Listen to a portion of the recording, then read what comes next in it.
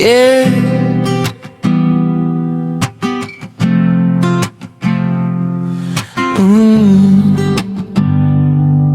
Minsan, hindi naman tayo malakas.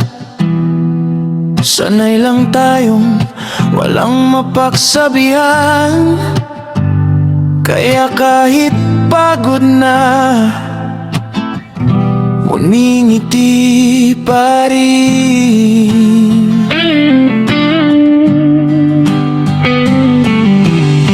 Araw-araw akong bumabangon, kahit ang puso ko'y sumusuko noon. Tinatago ang mga luhang umaagos sa likod ng ngiting pilit kong tinatapos. Lahat sila'y akala'y ayos lang ako, dahil sanay akong sabihin kaya ko to. Pero kapag gabi na tahimik ang mundo, doon ko naririnig ang sigaw ng puso. Ilang beses pa ba akong magpapanggap? Ilang gabi pa ba tong luha'y tatago sa ulap? Kung pwede lang sana, mayakap ko rin ang sarili ko. Nakakapagod maging matapang kapag ang puso mo'y gusto nang bumagsak. Nakakapagod sabihin na okay lang kahit sa loob mo'y wasak na wasak. Nakapapagod maging matapang kapag wala nang kamay na hahawak sa'yo. Kaya kung makita mo kong nakangiti, huwag mong isipin na wala akong sakit sa puso.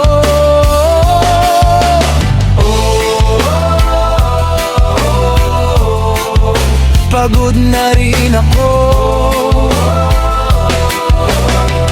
pero lalaban pa rin ako.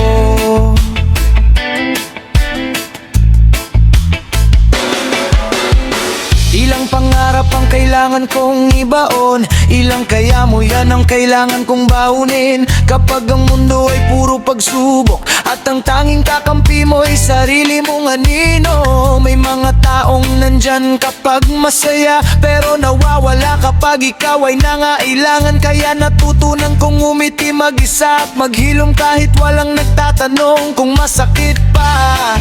At di naman ako bato, hindi rin ako bakal. May hangganan din ang puso ng taong laging lumalaban. Nakakapagod maging matapang kapag ang puso mo'y gusto nang bumagsak. Nakakapagod sabihin na okay lang kahit sa loob mo'y wasak na wasak. Nakakapagod maging matapang kapag wala nang kamay na hahawak sa'yo. Kaya kung makita mo kung nakangiti, huwag mong isipin na wala akong sakit sa puso. Hindi lahat ng tahimik ay payapa, hindi lahat ng ngiti ay saya, at hindi lahat ng malakas ay hindi napapagod.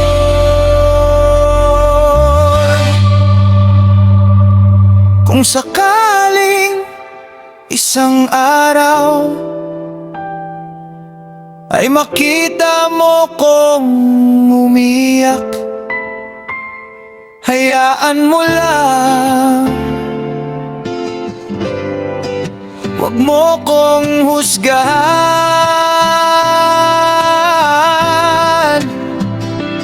Dahil sa unang pagkakataon, gusto ko ring mapakon, gusto ko ring huminto, gusto ko ring may magsabi sa'kin, pahinga ka muna.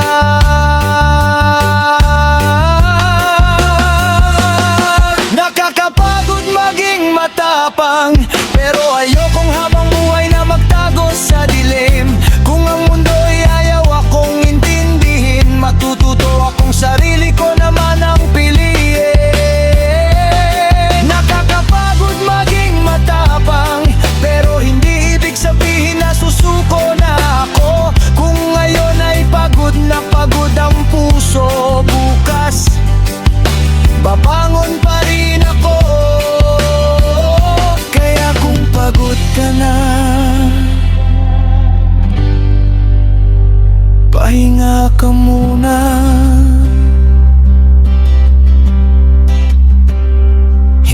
kailangang maging matapang sa bawat segundo ng buhay mo, dahil minsan ang tunay na tapang ay ang pag-amin na pagod ka na rin, pero lalaban pa rin ako. Tatawan pa rin ako.